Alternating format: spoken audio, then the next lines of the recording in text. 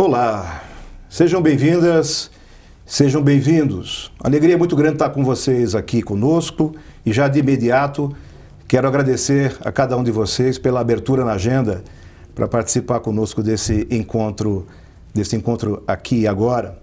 O tema de hoje é projetos sociais nos territórios, inovações e impactos.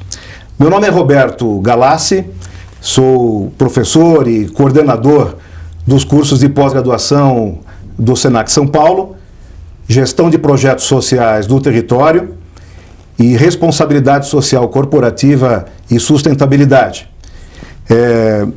Portanto, nós temos um prazer muito grande em recebê-lo a cada um de vocês nessa tarde. Eu sou formado em administração, meu mestrado também é em administração, e meu doutorado em serviço social na Unesp da cidade de Franca. Eu quero lembrar a todos que vocês terão, ao final dessa nossa conversa, a possibilidade de interagir conosco, enviando perguntas, não esquecendo apenas que vocês, ao enviar a pergunta, colocar ante a hashtag necessário para podermos receber aqui adequadamente as questões. Comigo está Dirce Koga. Como vai você? Tudo bem. Que bom recebê-la aqui, viu? Seja bem-vinda, seja bem-vinda. Dirce Koga é assistente social, doutora em serviço social pela PUC de São Paulo, pós-doutorado em serviço social também pela PUC, e pesquisadora, portanto, do programa de estudos de pós-graduados em serviço social e coordenadora do grupo de pesquisa Cidades e Territórios. Desenvolve pesquisas e consultorias nas seguintes áreas temáticas: território, políticas sociais, diagnóstico socioterritorial, e é autora do livro Medidas de Cidades entre Territórios de Vida e Territórios Vividos, pela Cortez, no ano de 2011, e São Paulo, Sentidos Territoriais e Políticas Sociais, em coautoria com a Aldaísa Sposati, pela editora Senac, em 2013. Para iniciar aqui o nosso diálogo, nada em boa hora, nada melhor do que você falar um pouquinho mais, além essas palavras que eu já trouxe a seu respeito. Mas, Dirce, de novo, que bom que você está conosco. Conta para nós um pouquinho e para nossos ouvintes que estão nos acompanhando, qual é o seu percurso, por onde você andou, o que você tem feito. Pois é, a idade faz isso com a gente, né? A gente tem um percurso, mas eu só queria destacar que o meu primeiro trabalho como assistente social foi justamente num trabalho comunitário, né, na cidade de Suzano, num bairro chamado Monte Sião, em que eu inicio, então, o meu percurso profissional, e que eu penso que esse início certamente marcou a minha trajetória, né? Depois eu passei para consultorias, projetos, assessorias, tanto no setor governamental como não governamental. Passei pela assessoria legislativa, trabalhei nas prefeituras de Santo André, da cidade de São Paulo, e chego agora, então, nesse momento, com marcadamente um trabalho mais voltado para a academia e para a pesquisa. Mas o que me encanta é a possibilidade de exercitar, né, essa função de professora, pesquisadora, com vínculo com os trabalhadores, com os gestores que atuam no campo das políticas sociais. Então, esse diálogo e essa articulação, para mim, é sempre muito gratificante, me enriquece, e eu não consigo ver, então, esse trabalho da docência e da pesquisa descolada desse trabalho junto àqueles que estão com os pés no chão, atuando, né? Acho que isso sempre revigora a gente. Certamente. Pés no chão, pés no território, né? Exatamente. E é exatamente esse território que nos inspirou quando pensávamos um pouco a respeito desse evento nessa tarde com vocês. Algumas questões que eu diria iluminaram um pouco esse nosso planejamento, essa ideia de a gente estar aqui junto. Queria expor aqui a você um pouco dessas questões, né? A primeira delas é o lugar da periferia, né? A periferia como território, como espaço, frequentemente visto aí pelas suas carências, mas não só nas suas obras, na sua fala, né, que a gente acompanha, a periferia tem um lugar muito privilegiado de produção do conhecimento, de produção de saberes. Então esse é um elemento, me parece importante, né? Você tocou também naquele profissional, no trabalho social que está na periferia, não é? Mas até que ponto, né, esse profissional que está ali, vivendo o trabalho no chão, reconhece de maneira clara, compreende todas as questões envoltas ali no trabalho social da periferia, não é? Um outro elemento é em que medida o trabalho social acompanhou ou não as mudanças de percepção sobre essa compreensão do território como um lugar, um espaço de geração do conhecimento, né? Então, nessa medida, eu acho que tem aqui alguns elementos que eu queria colocar aqui numa atmosfera para ouvir a partir de agora. Você queria trazer uma questão para você nos brindar um pouco com a tua visão. Como que o trabalhador social que não pertence ao território em que atua, como é que ele pode se aproximar das necessidades e potencialidades presentes no cotidiano daquele lugar? Bem, acho que eu até esqueci de cumprimentar, né, o pessoal que está nos assistindo. Queria agradecer muito essa possibilidade, esse diálogo, né?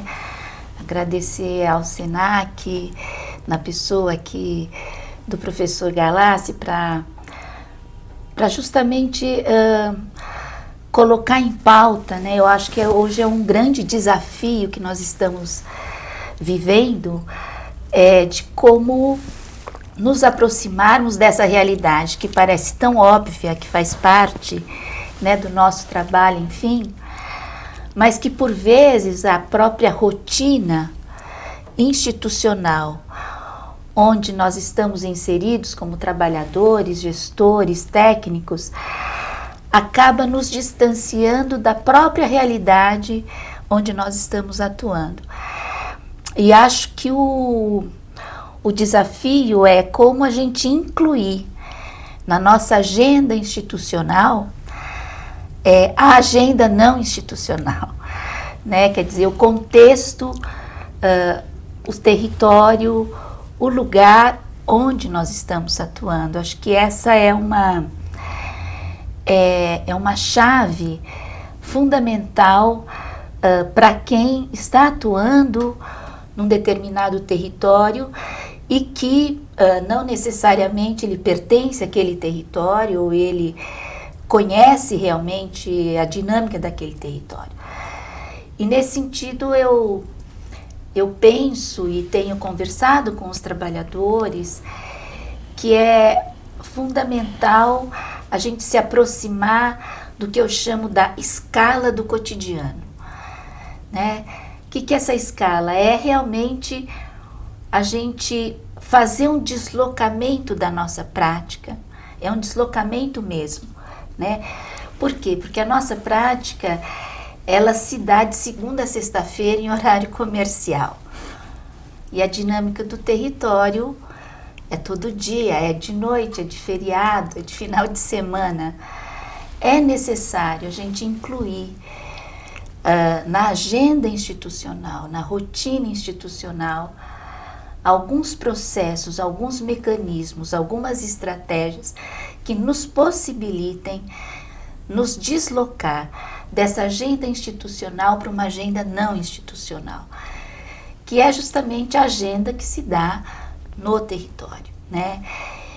Eu sei que isso não é simples, há pressões, né, da própria instituição, não depende só da boa vontade do trabalhador, mas nós sabemos que é possível, né? E é fundamental, e acho que um exemplo que nós temos aqui no Brasil foi com o programa Mais Médicos, né? Em que nas periferias das cidades, nas áreas rurais, das mais diversas cidades no Brasil, no interior do Brasil, a chegada dos médicos e das médicas de Cuba alteraram o modo de fazer a medicina, o cuidado à saúde nos territórios. E uma fala recorrente da população era do tipo: pela primeira vez na minha vida, um doutor me visitou em casa e tomou um café com a gente. Eu acho que isso é um deslocamento. Ok.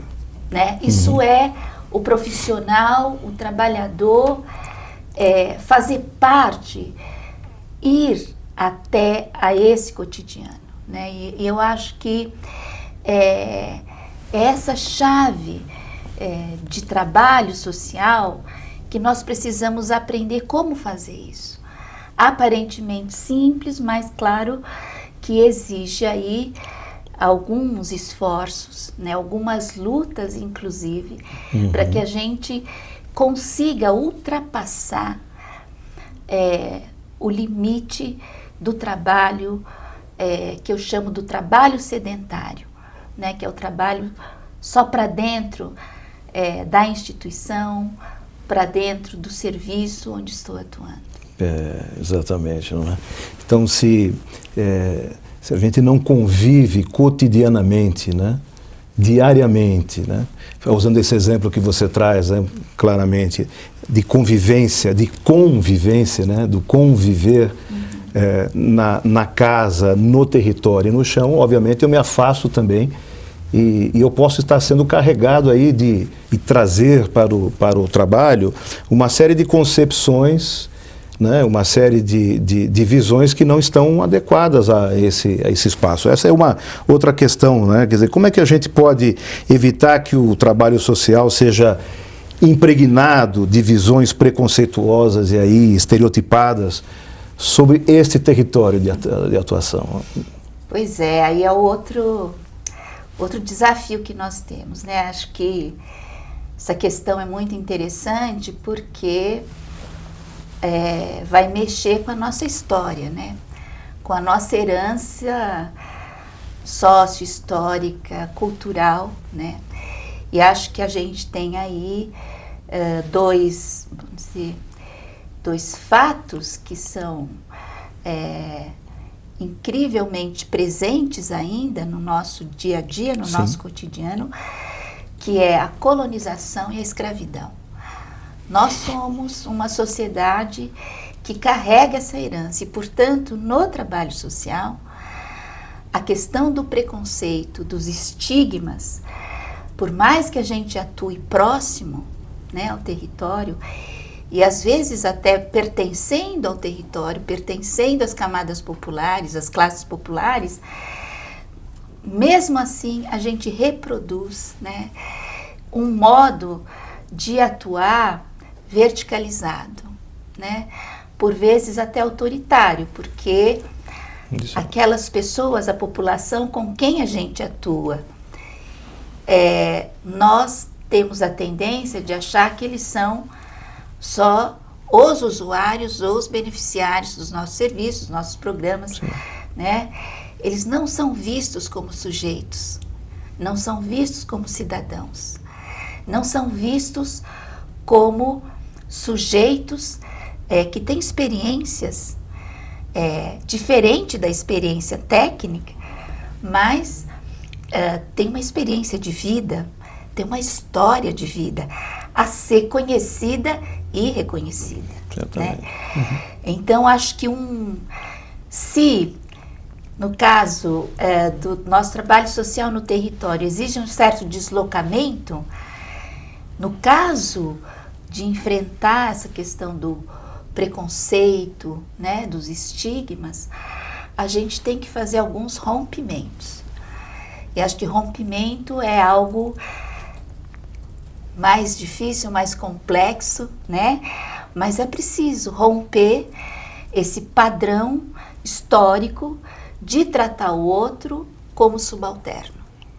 E acho que nós fazemos isso muitas e muitas vezes, até sem ter muita clareza disso, mas nós reproduzimos com muita facilidade essa relação, né?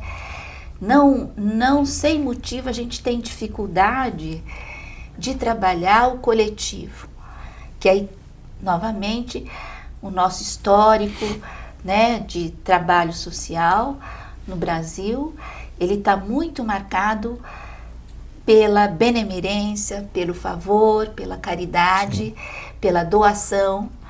Então, aquele que recebe é alguém vazio de identidade. É alguém que só está ali como o necessitado, o carente, e nós somos aqueles que vamos suprir as necessidades do necessitado. Isso vai gerando, então, uma relação, e isso em tempos agora que nós estamos vivendo, de um retorno ou uma exacerbação do conservadorismo na nossa sociedade, isso também vai impactar no nosso trabalho, né? Quer dizer, formas de trabalhar autoritária, verticalizada, sem fazer a escuta, sem fazer a participação, culpabilizando as pessoas pela condição em que elas estão, né? Eu acho que são mecanismos que hoje, infelizmente, têm ganhado força por conta já do nosso histórico e por conta do momento conjuntural que nós estamos vivendo, que favorece práticas como estas, né? Então, acho que esse é um tremendo desafio. E com o risco de ampliar, potencializar a relação de dependência, né, nessas questões. Eu acho que um outro elemento forte que surge é essa relação centro-periferia, que sempre comentávamos nesse sentido. Eu queria aproveitar essa tua fala agora, que é desafiadora para todos nós, não só enquanto sociedade, mas notadamente aqui, estamos conversando sobre o trabalho social, né? Na questão da periferia, a periferia que antes era conhecida apenas pelo aspecto da violência e da falta de recursos, vem ocupando hoje, Dirce, um lugar de produção de conhecimento e de saberes. Na sua opinião, fala um pouco para nós, como atuar nesses territórios, reconhecendo e incorporando essa potência e não as carências, né, como historicamente se é vista. Bom, eu acho que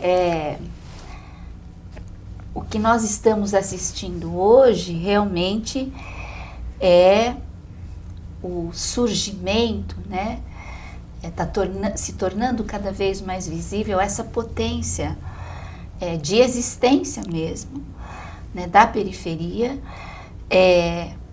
como centro, perfeito. E não mais como periférica ou periférica no sentido de estar à margem, né? Eu acho que a periferia vem ganhando cada vez mais centralidade nas nossas cidades, e eu penso que periferia não é só a periferia da grande cidade. A gente pode, a minha visão, ter como periferia, por exemplo, a zona rural das nossas cidades. Exatamente. Né? Também foram historicamente tratadas como áreas subalternas ao centro, ao urbano, né? Os territórios ribeirinhos, né? Que têm outra forma de vida, as terras indígenas, né? Nós estamos vendo semanalmente denúncias, não apenas denúncias, mas fatos de extermínio. Continuamos exterminando a população indígena do nosso país, né? A população negra, né? A população quilombola. Eu acho que essa diversidade sociocultural, que é uma riqueza para nós, ela, ao mesmo tempo, ela vem com uma força de resistência, porque historicamente essas populações têm sido colocadas à margem, né, nas nossas cidades. E por isso eu acho que no trabalho social se faz extremamente importante. Eu acho que pelo menos eu vislumbro 3 movimentos para a gente tentar ver, enxergar, valorizar e aprender com essas potências. Eu acho que a primeira coisa é a gente desnaturalizar o nosso olhar, né? O nosso olhar, ele está muito mais acostumado, né, a tratar realmente a periferia como periferia, e não como produtora do conhecimento, né? Esses setores produzem conhecimento.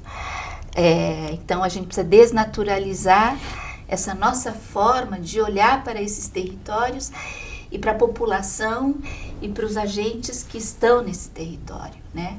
Há uma efervescência de ações e de práticas que o nosso olhar ele precisa enxergar. E para enxergar ele precisa ser desnaturalizado, porque senão a gente vai olhar para essas ações e vamos olhar da forma de sempre. É precário, é informal, não é profissional, é voluntarista. Perfeito. Né? Então acho que uma das questões é essa. Eu acho que um outro movimento necessário é o que eu tenho chamado de descolonização do saber, do conhecimento. Acho que a gente precisa reconhecer que outros saberes que não são produzidos nem na academia, nem nos governos, nem no trabalho técnico, são os únicos saberes existentes, né? Quer dizer, há mais saberes sendo produzidos. E esses saberes, eles são igualmente saberes. Exato. Né? Acho que então essa descolonização, ela é necessária se a gente está disposto a reconhecer esses setores, chamados setores periféricos, esses conhecimentos periféricos, como igualmente conhecimentos. Né? E acho que um terceiro movimento, nesse sentido, eu acho que diz respeito à necessidade da gente alargar o nosso presente. É o que o professor Boaventura de Souza Santos trabalha como a sociologia das emergências. Nós precisamos prestar mais atenção a essas insurgências que estão presentes no nosso cotidiano, nas nossas cidades, nos territórios, para que, de fato, a gente os reconheça, né, como práticas, como experiências de valor, e que fazem diferença no cotidiano dos territórios onde são praticados. E que, portanto, nós precisamos aprender a fazer esse reconhecimento, essa identificação, né? Por exemplo, nós estamos hoje vivendo um momento em que os jovens dessas periferias Sim. chegaram na universidade. Exato. E chegaram na universidade não só, vamos dizer, para ingressar no mundo do trabalho, né, objetivamente, mas também conseguiram e estão produzindo conhecimento sobre esses lugares e se tornam, então, intelectuais das periferias. Esses intelectuais, eu acho que ainda eles são mais vistos como seres exóticos e não necessariamente como intelectuais. Como atores ali, não é? Perfeito. Exatamente. Então a gente tem exemplos, figuras. Eu vou citar um professor da Unifesp da Zona Leste, Sim. chamado Te Ajuda Andréa, que vai fazer sociologia na USP, morando na Zona Leste, vai fazer mestrado e doutorado e retorna para a Zona Leste agora como professor de uma universidade federal. Perfeito. E tem um centro de estudos chamado Centro de Estudos Periféricos na Unifesp. Então, veja, são novas configurações que nós estamos assistindo e que nós precisamos reconhecer, né, valorizar para o nosso trabalho cotidiano, né? E isso para ir rompendo mesmo, né, com essa relação vertical, sim, autoritária, assistencialista, certamente, que nós temos para com as pessoas, a população, esses territórios das nossas periferias. Exatamente. Enquanto você falava, logo você tocou na questão da academia, né? Eu penso que a academia tem um papel fundamental, né, nesse processo, mas quando a nossa tônica, nosso debate aqui, a nossa conversa tem sido em torno do tema de projetos sociais, você sabe, trabalhamos no aspecto da especialização em projetos sociais, então não é, a gente pensa, né, nesse sentido, que não é só o papel da academia, né, da pesquisa e de estar próximo, mas efetivamente o trabalhador social, aquele que está desenvolvendo, né, o projeto social no território, ele é um forte indutor e ao mesmo tempo catalisador também dessas informações, dessa nova percepção de realidade, de território. Então, eu observo que o projeto social pode também ser um instrumento poderoso, né, para alargar essas fronteiras a que você se refere.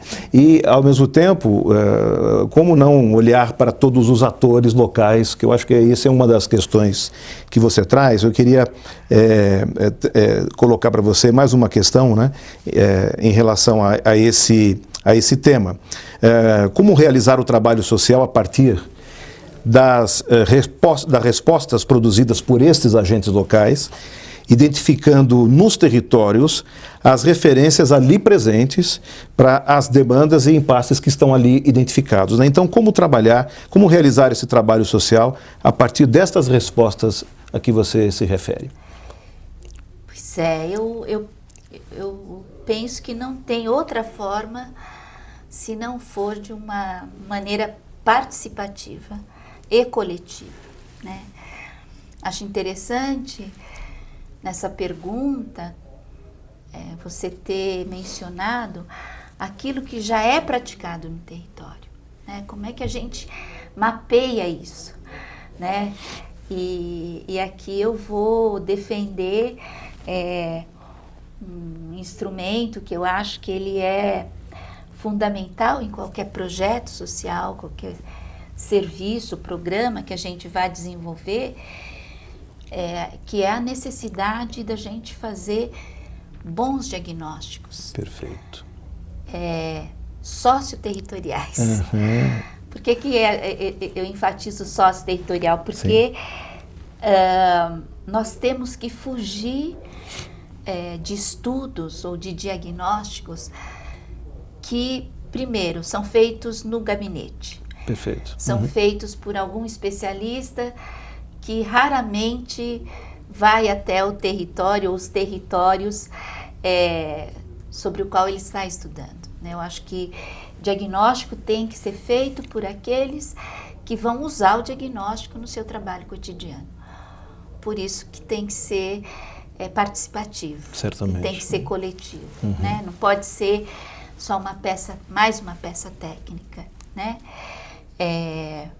Ligado ao diagnóstico, quer dizer, nós também precisamos ter planos de trabalho, planejamentos que também sejam socioterritoriais, que levem em conta as diferenças, as desigualdades e as diversidades dos territórios de uma cidade, por menor que ela seja.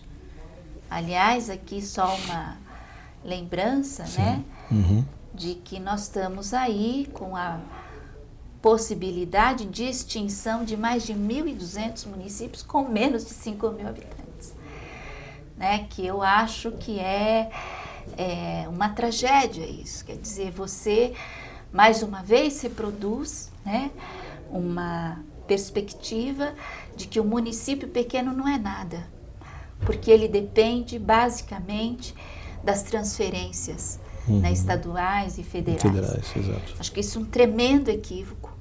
Ao invés de nós estarmos trabalhando na direção da cooperação interfederativa, que é isso que está posto na nossa Constituição, a gente vai penalizar mais uma vez o ente municipal, porque vai ser um outro município que vai ter que adotar um município pequeno. Pequeno, exatamente. Né? Então, onde é que fica, né, o pacto federativo desse país?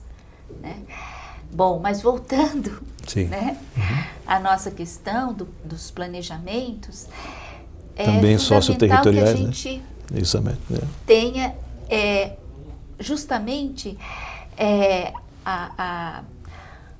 planos, planejamentos de seja um pequeno projeto, seja um serviço, nós precisamos planejar com aqueles que irão atuar, né? A partir desse estudo, desse diagnóstico que é feito por esses mesmos sujeitos. Mais ainda, é fundamental que nesse processo a própria população dos territórios possam também ter voz nesses diagnósticos e nesses planos.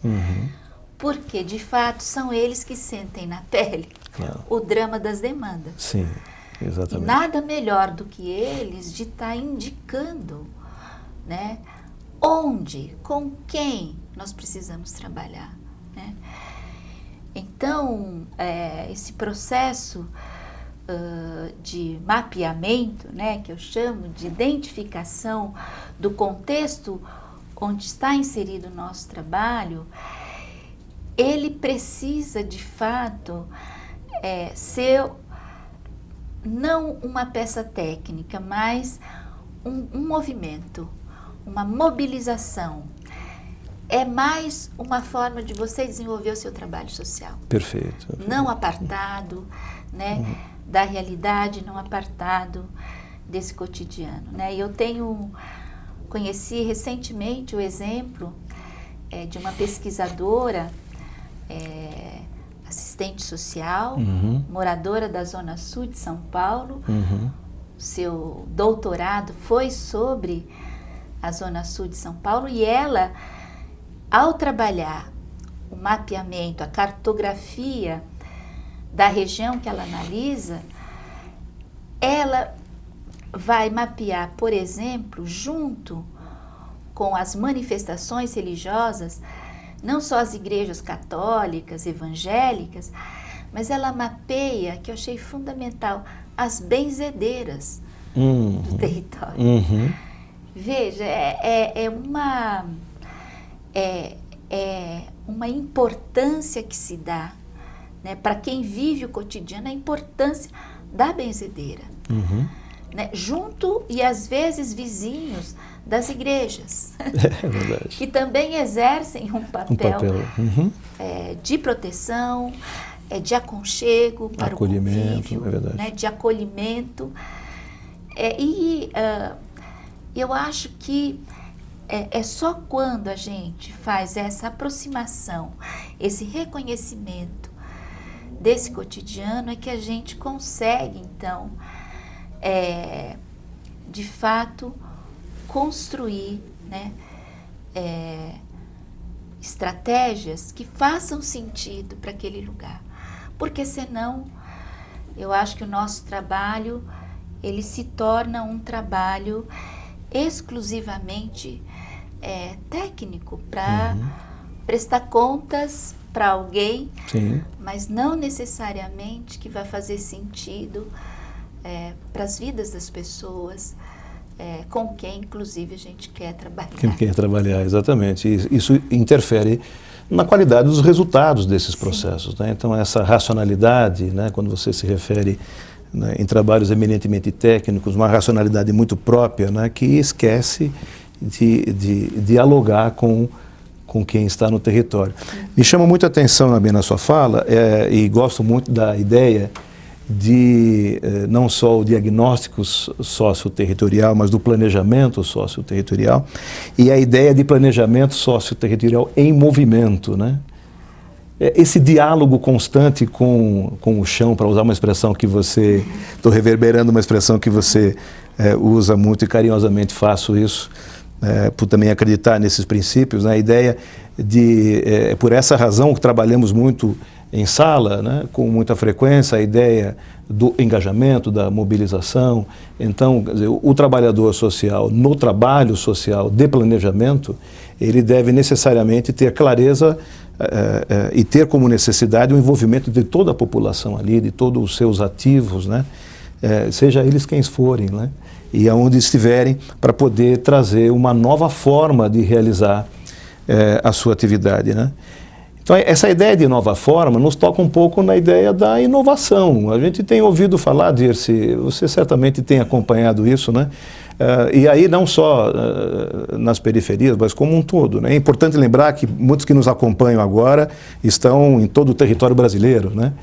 Então, certamente, há uma ressonância nesse aspecto, o momento da inovação parece estar presente, e ele também acaba se aproximando, né, do nosso campo social, e senso comum, frequentemente vemos a simples apropriação do nome sem ter clareza do que nós estamos realizando efetivamente. Então, eu queria ouvir um pouco você sobre o que pode ser considerado inovação nos territórios, né?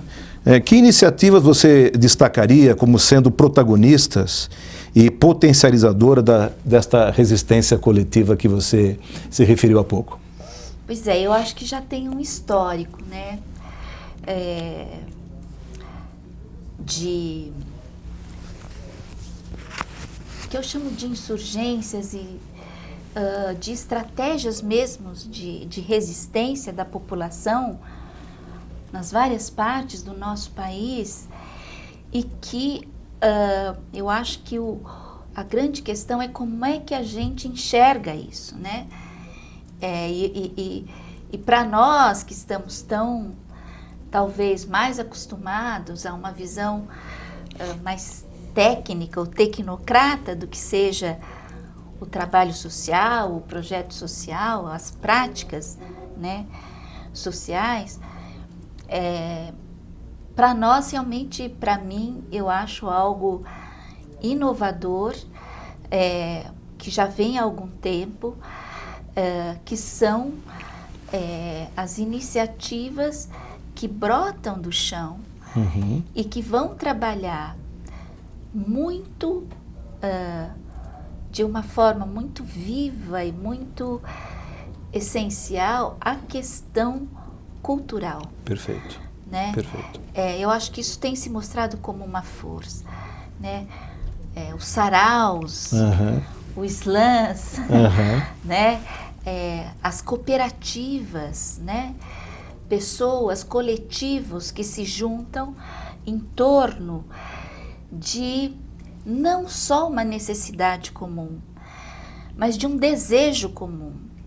Aí eu acho que é uma questão também subjetiva. Sim. Que no trabalho social também a gente precisa conhecer melhor, né? Quer dizer, como é que funcionam esses desejos? Porque nós estamos tão pautados em ver as periferias, as populações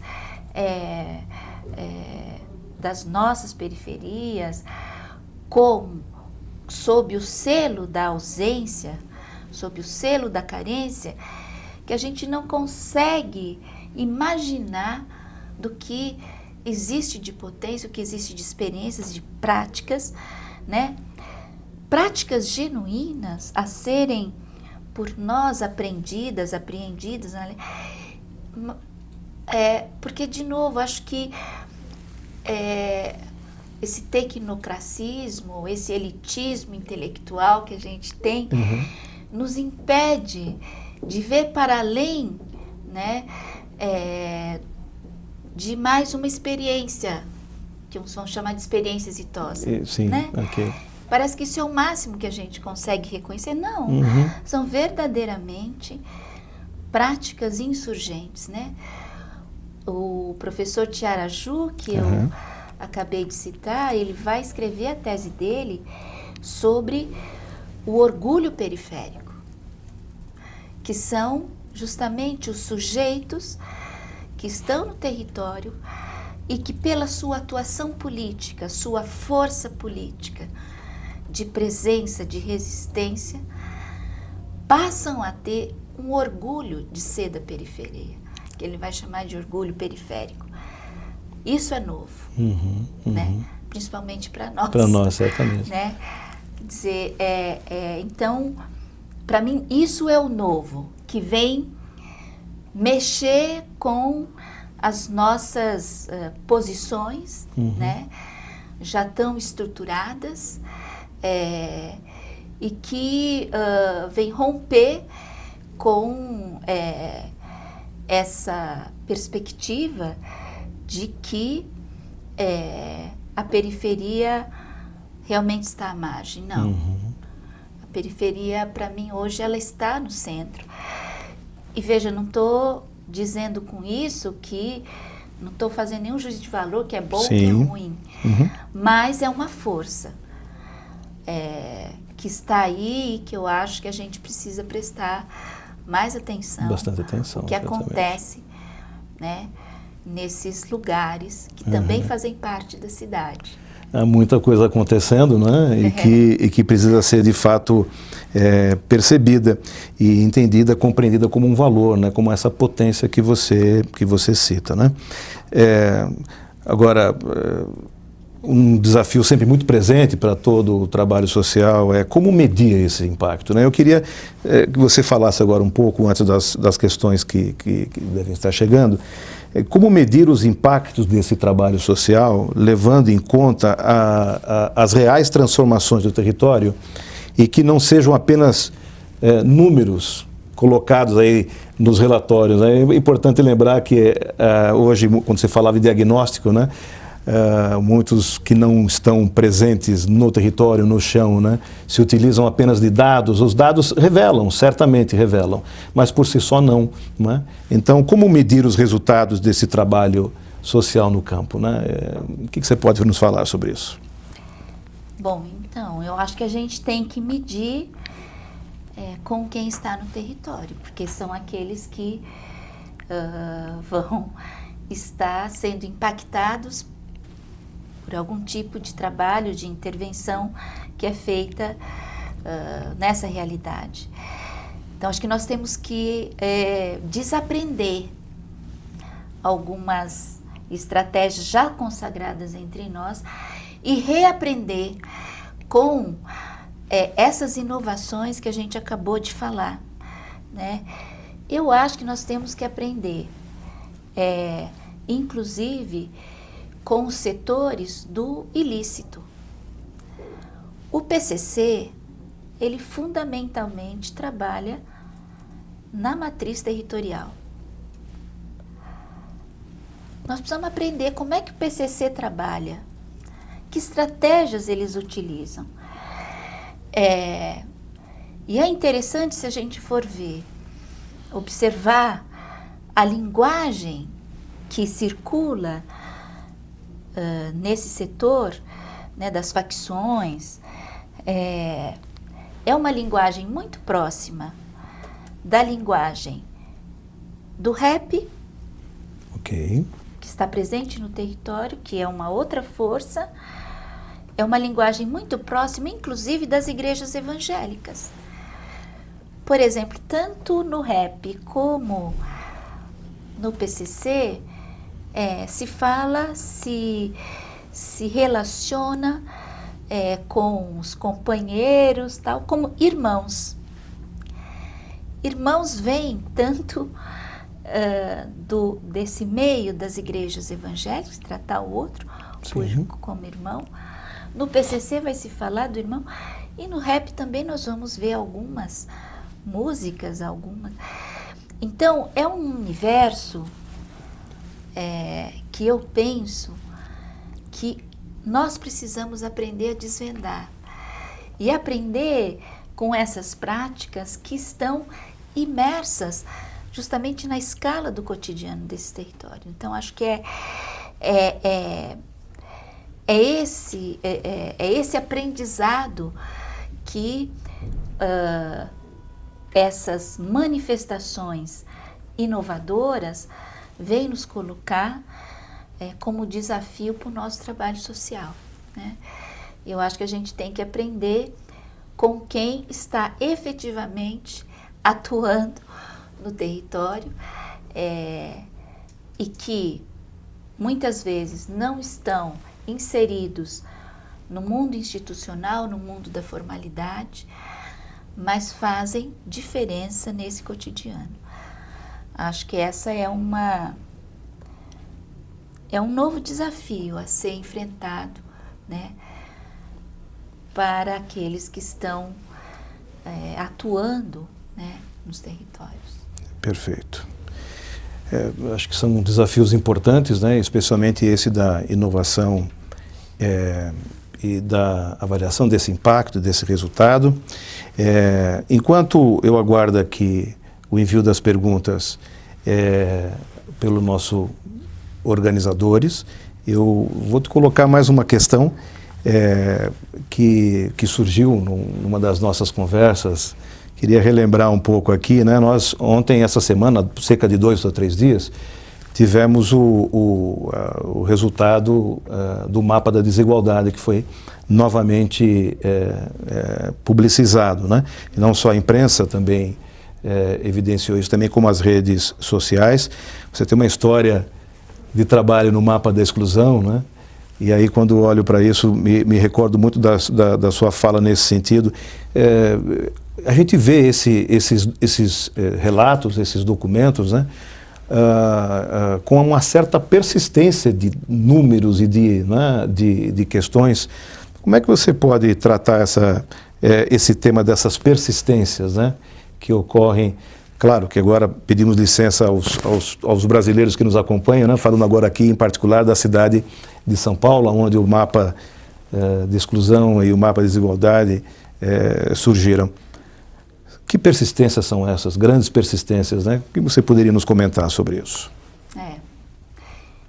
Bom, acho que essas metodologias, né, que nós temos, acho que elas são muito importantes e acho que a persistência é justamente o modelo de desigualdade que a gente tem no nosso país. Portanto, as nossas cidades vão expressar e persistir nessa desigualdade entre os territórios de uma mesma cidade, né? Como a gente tem a desigualdade entre cidades vizinhas de um mesmo estado, né? E acho que essa questão estrutural da desigualdade que vai então ser mostrada por esses vários estudos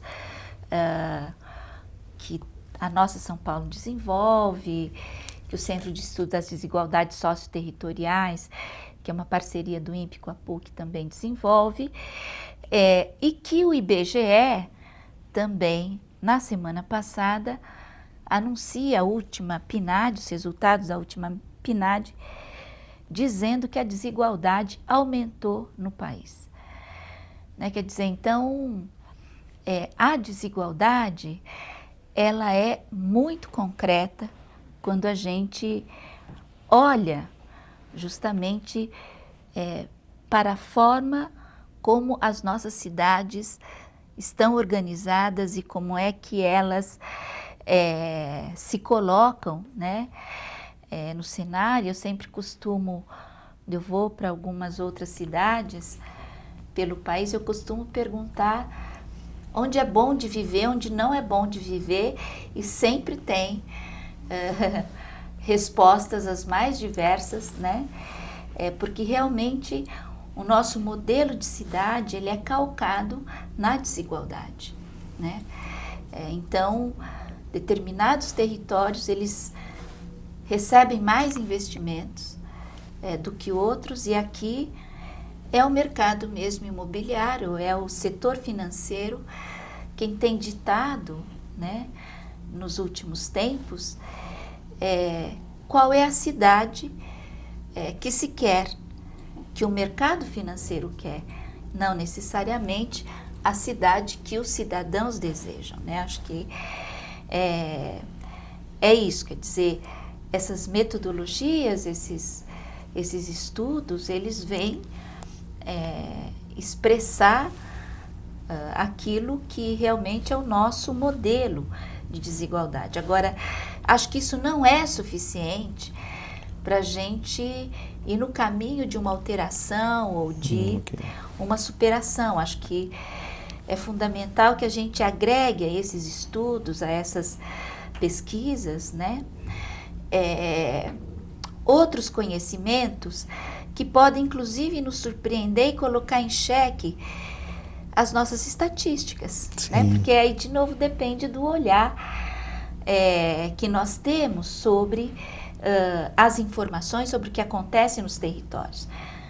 Por exemplo, a questão cultural, a forma que os mapas normalmente têm de medir a presença, né, da cultura nos territórios da cidade é a presença de chamados equipamentos culturais, né, bibliotecas, né, alguns espaços comunitários, etc.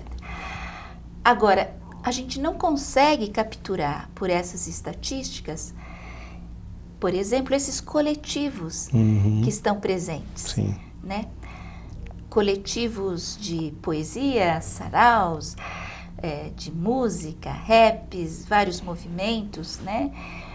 Ligados à questão da etnia, ligados enfim, a várias, a essa diversidade que nós temos, né?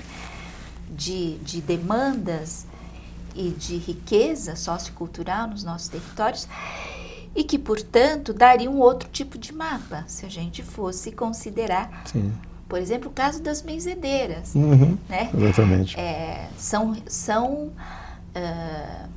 expressões que, de fato, geram proteção para determinadas pessoas, para determinadas famílias, e que não são consideradas tradicionalmente nos nossos estudos.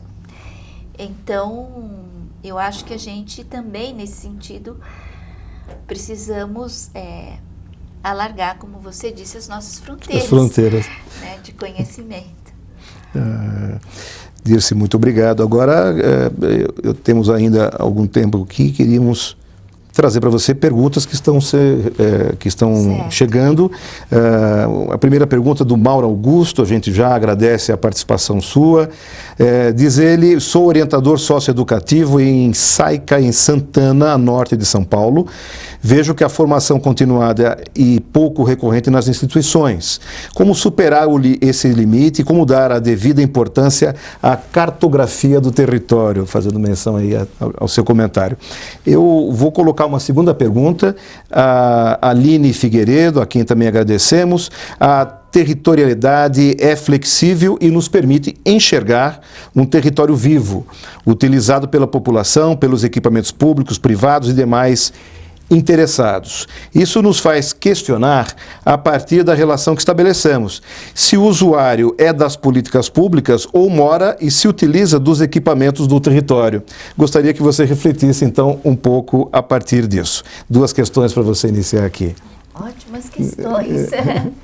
Vamos lá, eu acho que sobre a questão, eu acho que tem uma questão muito importante que o primeiro, muito bem, Mauro Augusto. O Mauro Augusto coloca, Mauro, que é sobre a educação permanente como um direito do trabalhador, né? Isso realmente está previsto, no caso, na política de assistência social, mas também na política de saúde, outras políticas, o direito que o trabalhador tem à capacitação, à formação como permanente, como parte do seu cotidiano e do seu trabalho, né, profissional.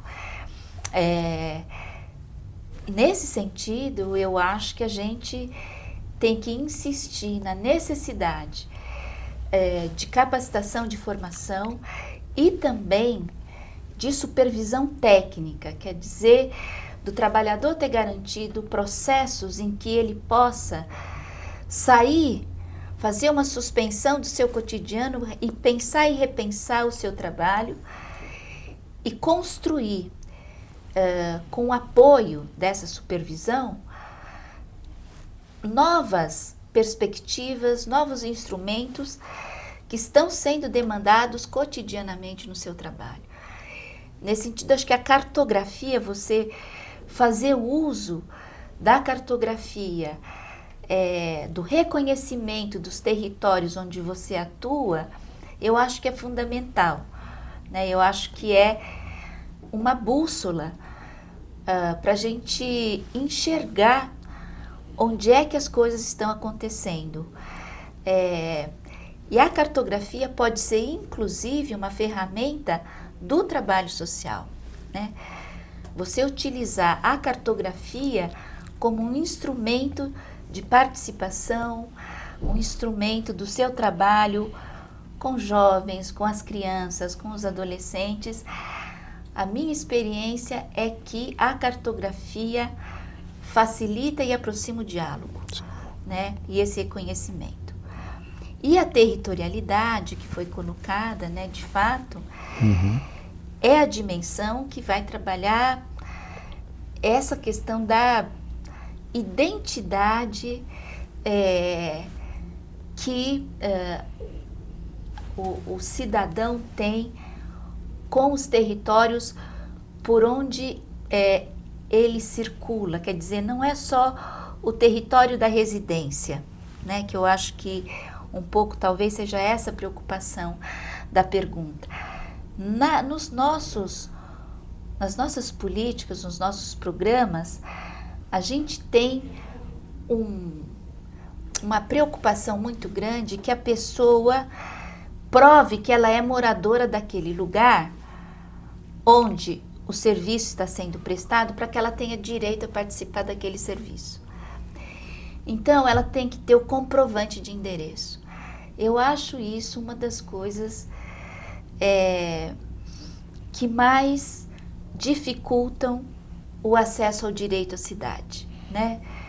Você não ter o direito de, por exemplo, ir na unidade básica de saúde do bairro onde você trabalha, mas só onde você vive, fica difícil você ir na unidade básica de saúde, porque você passa mais tempo no local do seu trabalho do que na sua casa. Quando você chega, o BS já fechou, né? Não abre de final de semana. Sim. Então, a dinâmica dos nossos serviços não combina com a dinâmica da nossa vida cotidiana.